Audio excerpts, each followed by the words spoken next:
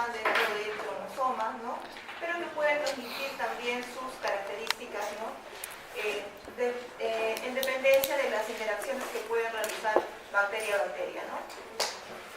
Es importante también conocer porque los diversos microorganismos en nuestro medio ambiente soportan grandes o diferentes condiciones ambientales, ¿no? Permitir también valorar eso.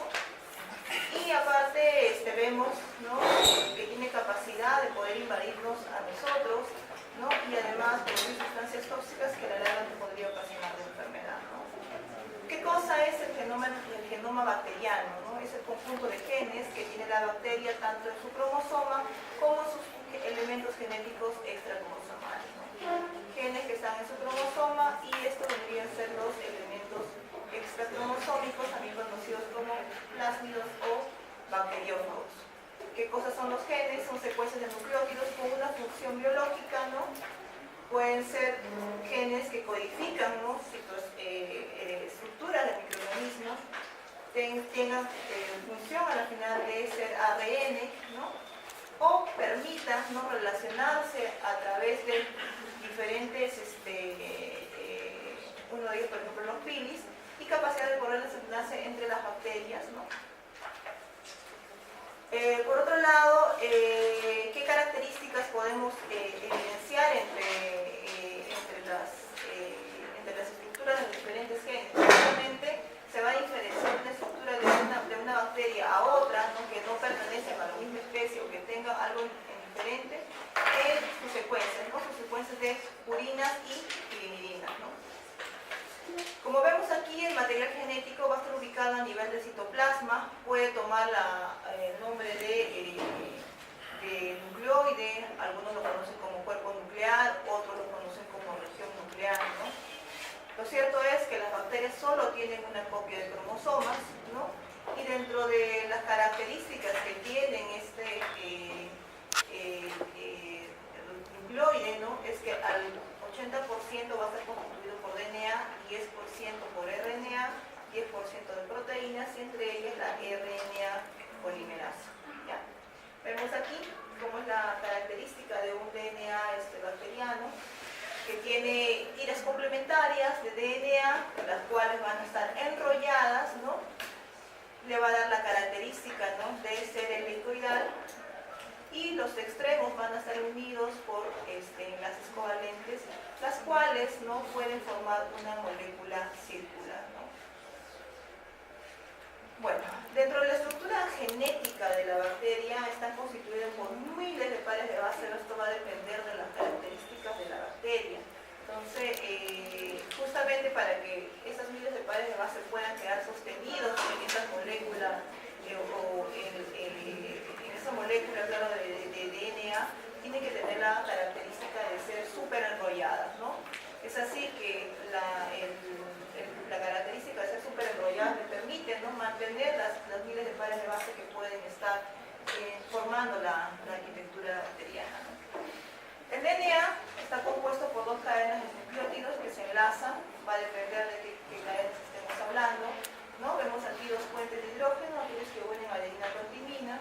Sin embargo, los puentes de hidrógeno son tres cuando unen guanina y citosina, ¿no?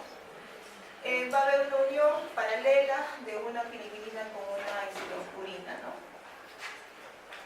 La estructura de DNA se debe superenrollarse para contener la molécula, ¿no? Y hay unas, ¿no? Que es una topoisomerasa, que es la DNA girasa, que justamente le permite adquirir esa molécula que sea súper enrollada, ¿no? Sin embargo, hay otras topoisomerasas, ¿no? Que pueden alterar, ¿no? Que no solamente la DNA girasa, ¿no? Su superenrollamiento, bien agregando o eliminando las vueltas helicoidales, ¿no? Bueno, mencionaba que existen genomas que no pertenecen a la bacteria, ¿no? Que no es parte, perdón, del cromosoma bacteriano, ¿no? Y estos son los plásmidos o virus, a los cuales conocemos como bacteriófagos o fagos, ¿no? El genoma, ¿cómo es la replicación de lo que es la bacteria? ¿No? Sabemos que durante el crecimiento lo que vamos a obtener son células hijas, ¿no? Células hijas que tienen las mismas características que las células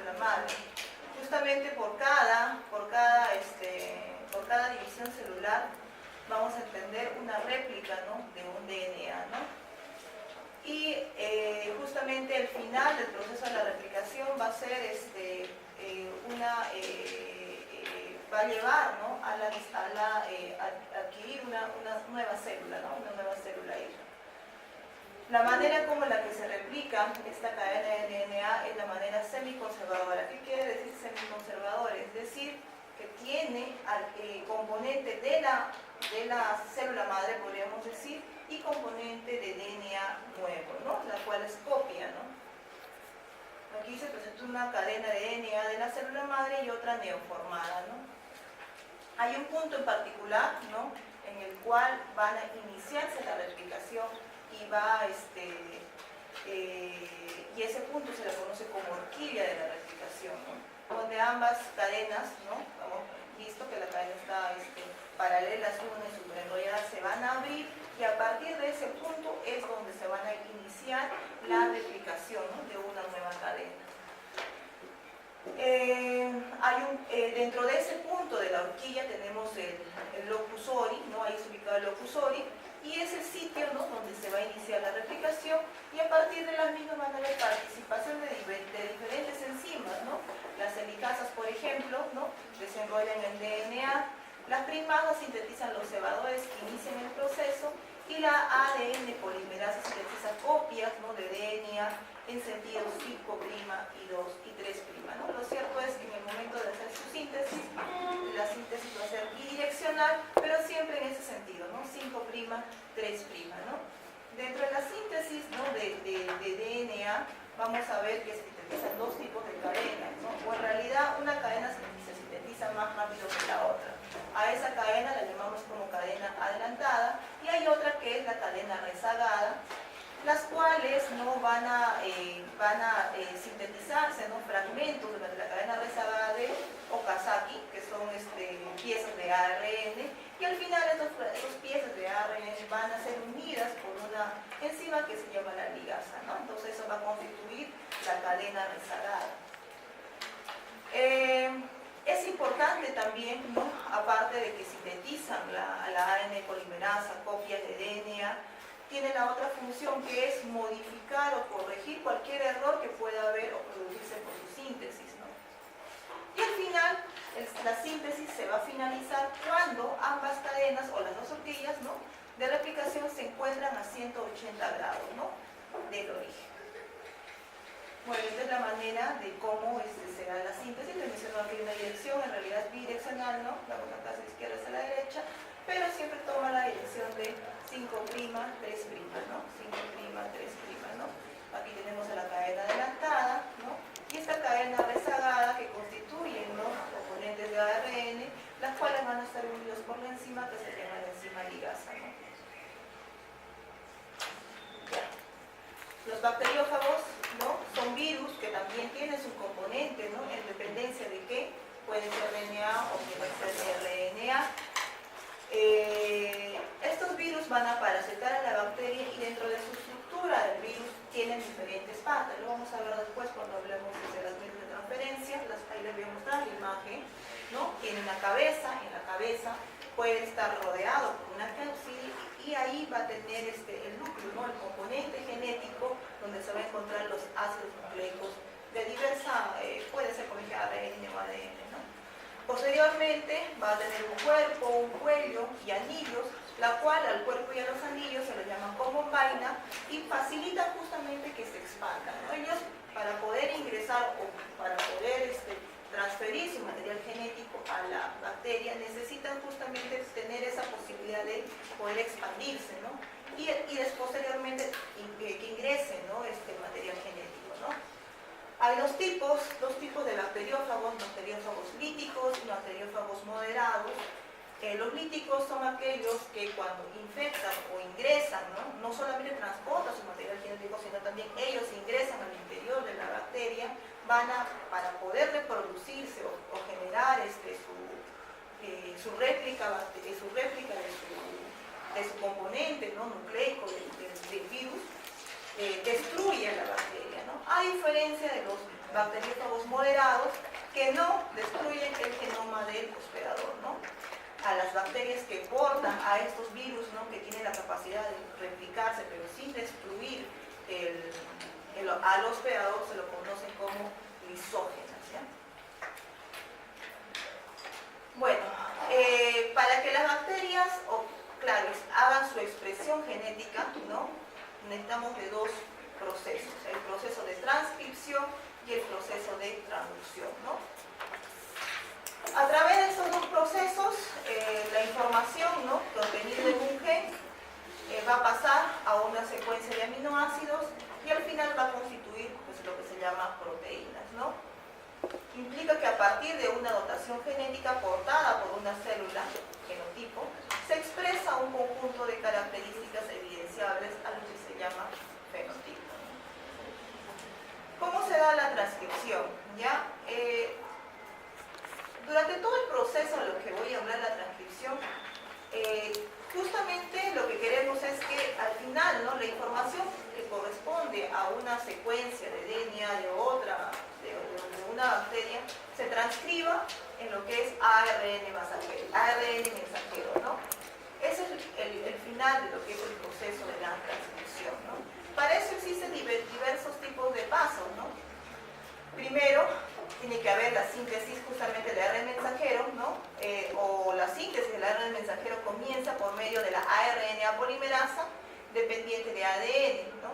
Y para que la ARNA polimerasa, ¿no?, inicie la síntesis del ARN mensajero, tiene que haber una unión, ¿no?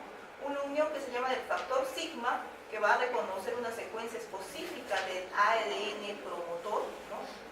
Y se va a unir justamente este factor sigma a este ADN con la finalidad de crear un enlace para que la ADN polimerasa se ubique en ella y dé el inicio a la síntesis de lo que es el ARN mensajero, ¿no?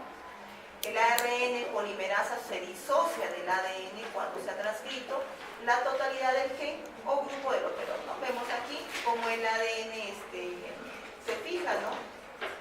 El ARN polimerasa se fija a un segmento del ADN, ¿no?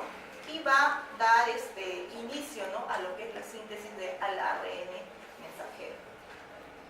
La traducción, que es el otro componente de la expresión genética, es un proceso por el cual el código genético del ARN mensajero que se ha formado en la transcripción inicial, ¿no?, se traduce al ribosoma. ¿Y esto con qué finalidad? De convertir secuencias, ¿no?, de aminoácidos y finalmente lo que son proteínas, ¿no? Cada aminoácido viene condicionado por un conjunto de 3 nucleótidos a la cual se les conoce como codón. Como les decía, las bacterias, ¿no?, están en constante contacto entre ellas, ¿no? Y no siempre vamos a encontrar bacterias que pertenecen a una especie en particular, sino también bacterias que son de diferentes especies, ¿no? Y entre ellas pueden intercambiar su material genético. Existen diversas maneras de cómo transfieren, ¿no?, este material genético, y estas son las formas, ¿no?, por transformación, por conjugación o por transducción, ¿no? Por transformación, las bacterias van a adquirir del medio externo donde están componentes o secuencias de DNA, o incluso pueden ser componentes de plásmidos, ¿no?, y las captan, ¿no?, y las asimilan como tal, ¿no? Son del medio ambiente. Por conjugación habla de célula, es decir, que tiene que haber contacto célula-célula, ¿no?, componente bacteriano, componente bacteriano, y a través de elementos, ¿no?, como los pilis, van a facilitar que el material genético de una bacteria pase a la otra bacteria. Y por traducción tiene que haber el ingreso, ¿no?, de este bacteriófago, ¿no?, que lleva en su interior componente genético también que va a ser acoplado posteriormente a la célula bacteriana, ¿no? Y el intercambio, ¿no?, por cualquiera de estas formas suele ser en una sola dirección. Vamos a hablar de la transformación, que como les mencionaba, ¿no?, también conocido como de manera ambiental, componentes, ¿no? Vemos aquí una célula, ¿no?, que ha sido destruida por cualquier quizás razón, ¿no? Y este componente genético, ¿no?, ADN, llamado exógeno, se va a incorporar a otra célula, ¿no?, bacteriana, ¿no? No todas las bacterias tienen la capacidad de poder adquirir, ¿no?, este componente exógeno, ¿no?, de ADN. Y al final lo que vamos a tener es una nueva célula, ¿no?, una nueva bacteria que tiene tanto su mismo componente cromosómico más lo que ha adquirido por el método de transformación y lo ha agregado a su secuencia del cromosoma, ¿no? El DNA bicatenario procedente de las bacterias rotas es fragmentado por endonucleasa y se incorpora a una proteína de membranas alcanzando el DNA cromosómico, que especies, como les mencionaba, no son todas. Haemophilus influenza, Streptococcus pneumoniae, el género Bacillus y Neisseria tienen la capacidad de capturar, ¿no?, de manera natural estos ADN que se encuentran en su medio externo o de manera exógena, ¿no? Lo cierto es que de estas tres formas de transferencia de material genético, la transformación ha sido uno de los primeros que ha sido descubierto, ¿no?, en el año 1920, en donde los cuales se dieron cuenta, pues, por trabajos de Streptococcus pneumoniae, ¿no? O sea, vieron este fenómeno, ¿no?, haciendo el trabajo de Streptococcus pneumoniae, ¿no? También conocido como neumococo. Este es un ejemplo que les quiero mostrar en cómo se dieron cuenta y además cuál es la importancia, ¿no?, de ciertas bacterias, de adquirir ciertas características, ¿no?, de algunas de otros componentes bacterianos y qué implicancia toma a la larga en este caso, pues, en este animalito que ha estado en experimentación, ¿no? Resulta que acá tenemos 4 tipos, ¿no?, de neumococos, pero con diferentes características, ¿no? Esto, vemos aquí un neumococo vivo que tiene su cápsula, vemos aquí un neumococo vivo que no tiene su cápsula, aquí vemos un neumococo muerto que tiene su cápsula, ¿no? Y aquí vemos la unión, ¿no?, de un neumococo que no tiene cápsula, más el componente, ¿no?, externo que ha captado del neumococo muerto que tiene cápsula. Sucede que si yo a este neumococo vivo, ¿no?, con cápsula le doy, ¿no?, o lo inyecto a esta ratita, ¿no?, ¿qué pasa? La ratita fallece, ¿no? ¿A consecuencia de qué? De estos neumococos que vivos con cápsula, ¿no?, que son muy patógenos para la ratita. Sin embargo, si yo aplico el mismo neumococo, pero que no tiene la capacidad de ser muy patógena creado por su cápsula, a esta ratita no le pasa nada, ¿no?, está viva. Si yo le aplico al neumococo muerto que tiene la cápsula, ¿no?, tampoco le pasa nada. Pero sin embargo, yo junto, ¿no?, al neumococo vivo con el neumococo que tiene muerto, que tiene cápsula, este neumococo, por este método de afinidad, va a captar, ¿no?, componentes del neumococo muerto. Es decir, por transformación, al final lo que va a obtenerse es un neumococo con cápsula. Y definitivamente la ratita va a morir, ¿no? Entonces, más o menos es como la implicancia que tiene, ¿no?, el hecho de conjugar material genético entre diversas especies o entre la misma especie pero con diferentes características, ¿no? Estamos hablando acá del neumococo, pero una con cápsula y otra sin cápsula. Bueno, esto es lo que les mencionaba, que no todas las bacterias pueden tener la capacidad de poder capacidad de transferir, ¿no?, su material genético por el método de transformación, ¿no? Lo cierto es que cuando una molécula capta, lo va a integrar, ¿no?, automáticamente a su cromosoma. Van a intervenir proteínas especiales que intervienen en el transporte e incorporación de DNA, y solo algunas cepas poseen esas características, ¿no?, como les mencionaba el neumococo, el Haemophilus.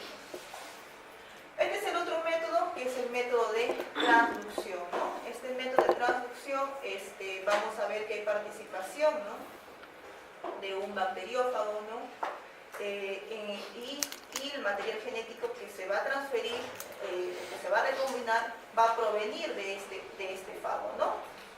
Vemos aquí un fago en reposo y un fago que está justamente, ¿no?, transfiriendo el material genético cuando entra en contacto con una membrana citoplasmática, ¿no?, de otra bacteria, por ejemplo, ¿no? Les mencionaba las partes del bacteriófago, ¿no?, la cabeza, ¿no?, donde está el DNA, en este caso un DNA bicatenario del virus, ¿no?, la cual puede tener su cápside.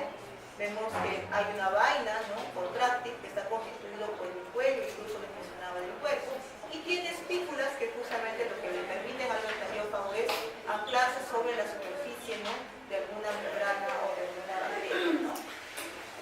través de sus movimientos contráctiles, ¿no?, pueden permitir el ingreso, ¿no?, del material genético. Este es el caso de los virus, de los bacteriófagos, que solo transmiten, ¿no?, su material genético a través de anclar su estructura, ¿no? Ahí tenemos bacteriófagos que ingresan y pueden destruir incluso, ¿no?, a las bacterias. Hay otros bacteriófagos que ingresan también, pero recombinan o ingresan su material genético sin capacidad de destruir a la bacteria. Cuando un fago infecta una bacteria, capta fragmentos del genoma, ¿no?, de la célula hospedadora, ¿no? Al infectar a otra bacteria, el fago traductor puede transferir sus propios genes y también los de la célula hospedadora del cual procede, ¿no? Vemos aquí cómo un fago tiene la capacidad de transferir material genético, ¿no? Les decía, ¿no?, que los bacteriófagos pueden ser líticos o pueden ser moderados. Aquí vemos un ejemplo, ¿no?, de un bacteriófago lítico, ¿no? Y aquí, bueno, no está el ejemplo del bacteriófago moderado. Vemos aquí que el bacteriófago lítico, ¿no?, una vez que ingresa, ¿no?, a una bacteria en particular, ¿no?, se va a recombinar su DNA del virus con componentes, ¿no?, del DNA de la bacteria, ¿no? Y esto, como vemos aquí en la imagen de color rojito y de color violeta, que va a significar el DNA del virus recombinado con el DNA de la bacteria, ¿no? Destruye este fago, que aquí vendría a ser un fago lítico, al componente de la bacteria, y posteriormente lo que va a hacer es anclarse, ¿no?, sobre otra bacteria, ¿no?, y a través de sus movimientos y de sus espículas, ¿no?, va a poder transferir el material genético que se encuentra en su interior, ¿no? Y lo que vamos a tener es otra bacteria, ¿no?, o una bacteria nueva que tiene su DNA propiamente de la bacteria, incluyendo, ¿no?, el DNA, ¿no?, del mismo fago, incluso, ¿no?, otro componente o de DNA de otra bacteria, ¿no? Y estas características, ¿no?, que le da el fago le permite a las bacterias, ¿no?, quizás ser resistentes, ¿no?, o quizás tener cierta tolerancia a ciertos agentes que pueden amenazar la vida de la bacteria, ¿no? Traducción: primero es la fijación del fago a la bacteria, después en la respuesta lítica, la destrucción, traducción con fragmentos de DNA, y por último lo que vamos a tener es la integración del DNA, ¿no?, en el genoma, ¿no? Conjugación es la otra forma como yo puedo transferir material genético, en donde voy a necesitar de un puente, ¿no?, que es el pili o pelo sexual, donde van a intervenir dos tipos de bacterias, una donante, la que tiene su pili, o una receptora, la que no tiene pili. La que tiene el pili, conocido como F positivo, de fértil positivo, y la que no tiene pili, es conocido como F negativo, ¿no? Lo cierto es que hay un contacto físico entre las dos. Implica el contacto de célula a célula. El material genético transferido puede ser un plásmido o una porción de cromosoma. La célula donadora transmite la información genética a otra, se lo conoce también como célula macho, y a la célula que recibe también como célula hembra, ¿no? La célula donadora posee el pili sexual, está codificado por el factor F, ¿no?, de fertilidad, localizado en un episodio. Tenemos variantes de la conjugación, ¿no? Hay maneras, ¿no?, de transferir solamente componente genético del plásmido. Hay formas donde solamente se transmite componentes, ¿no?, genéticos del cromosoma, ¿no? O algunos pueden transferir tanto componentes del plásmido y también del cromosoma a través del método de conjugación, contacto célula-célula. El plásmido, ¿no?, va a intercambiar su material genético dentro de todas las formas que les he mencionado. La más frecuente es por esta forma, ¿no?, contacto célula-célula, es decir, por conjugación.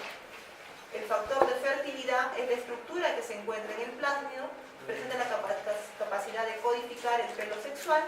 La célula dadora, ¿no?, al encontrarse con otra célula, transfiere el material genético, se sintetiza en el interior de la célula las cadenas complementarias, y al final lo que vamos a tener es dos células hijas, ambas fértiles, es decir, F positivo y y F negativo, ¿no? Porque acá nunca vamos a encontrar la unión F positivo o F positivo, ni F negativo y F negativo, sino entre una célula dadora F positivo y un F negativo, para al final tener dos, ¿no?, F positivas, ¿no? La transferencia de los genes, ¿no?, otra forma como se puede transferir por conjugación, no es a través de la recombinación de una célula que se conoce como HFR, célula de alta frecuencia, ¿no?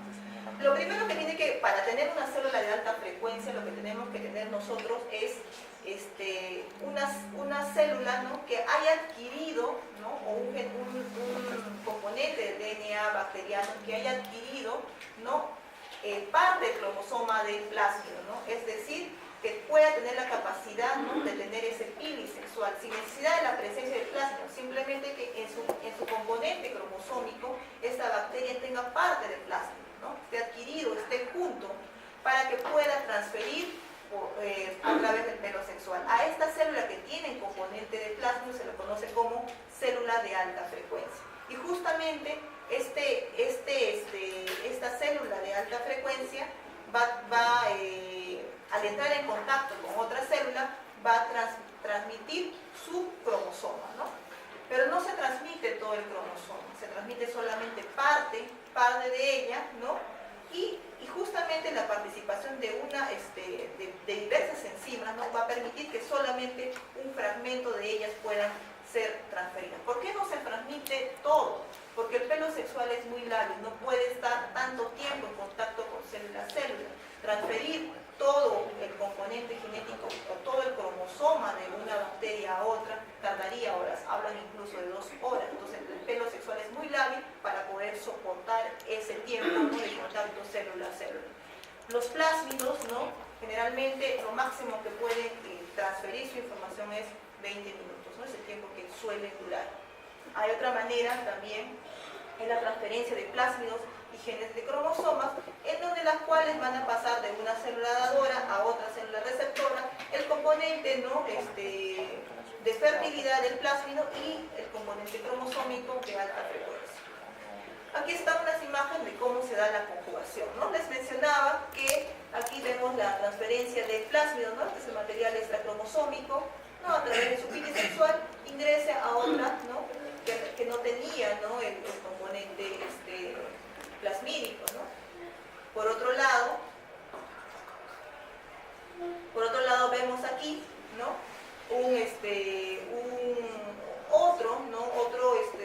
otra forma, ¿no?, de transferir este componente a través de los pilisexuales, y es a través de la transferencia, ¿no?, del cromosoma, ¿no? Este cromosoma tiene que ver, se conoce como célula de alta frecuencia, donde transfiere, ¿no?, el componente cromosómico. Durante todo este proceso, así como van transfiriéndose con el material genético, automáticamente la célula dadora también va replicándose, ¿no?, va creando copia idéntica, ¿no?, del componente genético que se está transfiriendo. Esta es la manera que les mencionaba de cómo se integra y cómo es la transferencia, ¿no?, del cromosoma de esta célula de alta frecuencia, ¿no? Les decía, para tener yo una célula de alta frecuencia, lo que tengo que hacer es tener una recombinación, ¿no?, del plásmido con el cromosoma, ¿no?, de la bacteria, ¿no? Se une y al final el cromosoma bacteriano, DNA bacteriano unido, ¿no?, al plásmido, se llama célula de alta frecuencia. Y estas cromosomas, como adquieren muchas de ellas resistencia a antibióticos, es decir, antes no eran resistentes y ahora lo son, pues justamente por esta manera como se transmiten su material genético, ¿no? Hablamos de lo que es la replicación bacteriana, ¿no?, de la importancia que tiene el ARN mensajero, ¿no?, en que se dé inicio, ¿no?, de otra copia, ¿no? Pero se supone que durante todo este fenómeno de replicación, ¿no?, tiene que ser un fenómeno excelente, podríamos decir, donde no debería existir algún tipo de modificaciones o no debería existir algún tipo de cambio, ¿no? Sin embargo, existen alteraciones, y estas alteraciones que existen, ¿no?, se les conocen como mutaciones, ¿ya? ¿Qué cosas son las mutaciones? Son alteraciones de las secuencias de nucleótidos durante su replicación, las cuales las mutaciones ¿no? Y estas mutaciones se van a transferir de generación en generación, ¿no? Puede haber cambios de bases en todo el DNA persistentemente en una célula, a las cuales se nos conocen como endogentes, sin la incorporación de un ADN extraño, a las cuales se les conoce como exegentes del ambiente, ¿no? O de otra bacteria o de un bacteriófago, ¿no? Aquellos que sufren mutaciones se les conocen como mutantes y se los diferencia, ¿no?, de aquellos que proceden, ¿no?, o los que no son mutantes, y se los conocen como salvajes o silvestres. Diferentes cambios pueden existir, ¿no?, las formas como se puede presentar una mutación, ya sea por adición, ya sea por deleción, entendiendo que es pérdida, agregar, ¿no?, aquí es pérdida generalmente de sustancias de nucleótidos o pares de bases, ¿no?, por transición, por transversión o por inversión. Vamos a hablar de ellas ahorita, ¿ya? La frecuencia con que ocurren las mutaciones son bajas, son irreversibles a veces y son heredables, ¿no? Se transfieren de generación en generación. Son específicas, cada mutación afecta a uno o más caracteres determinados. Y a nivel molecular, la modificación produce un cambio en la secuencia del DNA y alteración del ARN mensajero. Y por lo tanto, lo que no vamos a tener es la proteína que queríamos, que va a expresar alguna característica fenotípica de la bacteria, ¿no? Alteración genotípica y también de su expresión fenotípica. Ya. Esta imagen nos va a mostrar esquemáticamente de qué puede pasar en mutación, ¿no? Podemos tener un gen salvaje, tenemos aquí, que le decía que el cromosoma de la bacteria son pares de bases que están unidas, ¿no?, entre sí por puentes de hidrógeno, en dependencia de qué tipo que estén uniendo, pueden ser 2, pueden ser 3. Vemos aquí, ¿no?, que el gen salvaje que pertenece, por ejemplo, a adenina-timina, guanina, citosina, guanina, no adenina-timina y guanina, citosina. Sin embargo, pueden existir mutaciones, ¿no? Les hablaba que existe, ¿no?, la mutación por transición, donde vamos a ver que aquí debería haber adenina, ¿no? Sin embargo está guanina. Aquí hay un reemplazo, ¿no?, de una base por una base, es decir, aquí en transición lo que vamos a tener es el reemplazo de purina por purina o pirimidina por pirimidina. ¿Qué sucede en transversión? En vez de ser purina, se puso pirimidina. Pues en vez de ser pirimidina, le pusieron purina. A diferencia, ¿no?, de transición, que solamente es purina por purina, solamente que es otro componente del cual ha sustituido, ¿no?, ese nucleótido, ¿no? También tenemos aquí abajo, es por inserción, ¿no? Entendemos que inserción es insertar, ¿no? Insertar, en este caso, pares de bases, ¿no?, las cuales no estaban en su gen salvaje, ¿no?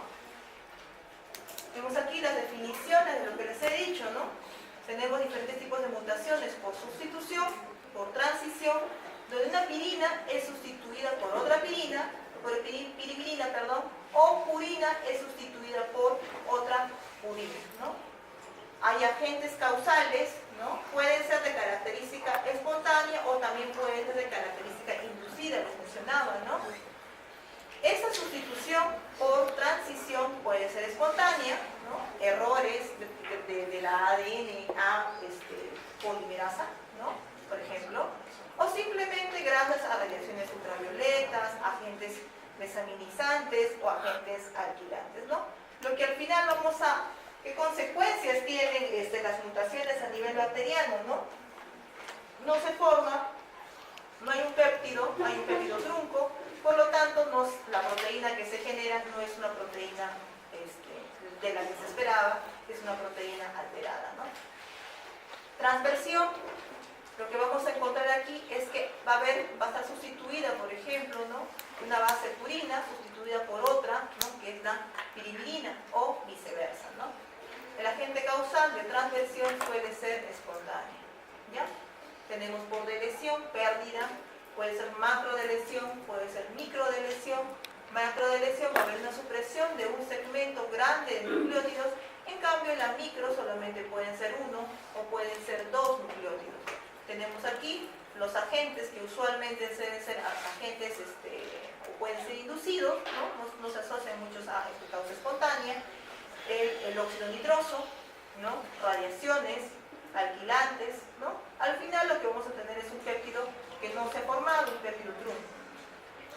Por adición, sobreentendemos por adición, agregación, ¿no? Macroadhesión o microadhesión. Macroadhesión, inserción de un segmento grande de nucleótidos, y microadhesión, ¿no?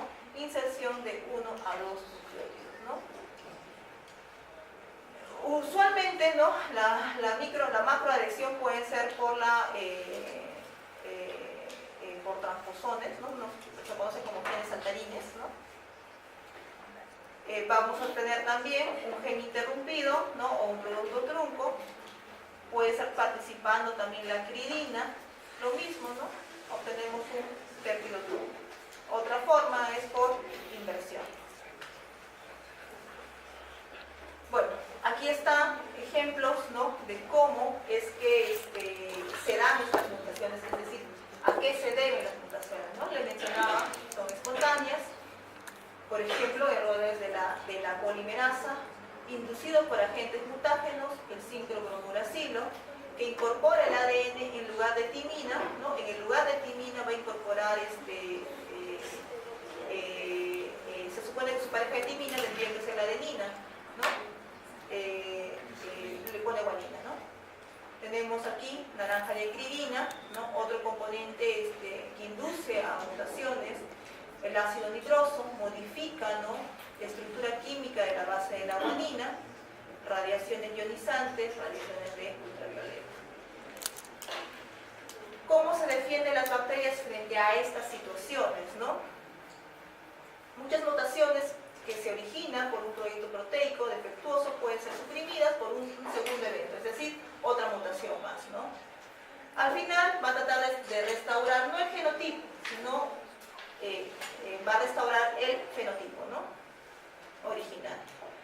Tenemos también otra manera, ¿no? De defenderse frente a esas mutaciones, es a través de la reversión. Un adenosino mutante puede recuperar su fenotipo salvaje por una segunda mutación denominada retromutación.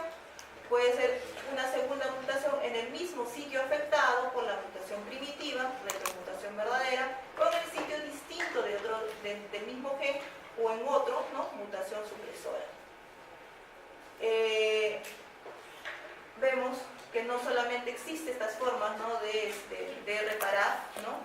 También hay reparación directa a través de lo que es a nivel de la secuencia de DNA, reparación por excisión, reparación por recombinación, respuesta SOS, reparación por ofensa de error. No vamos a hablar de esto, chicos, pero es para conocer.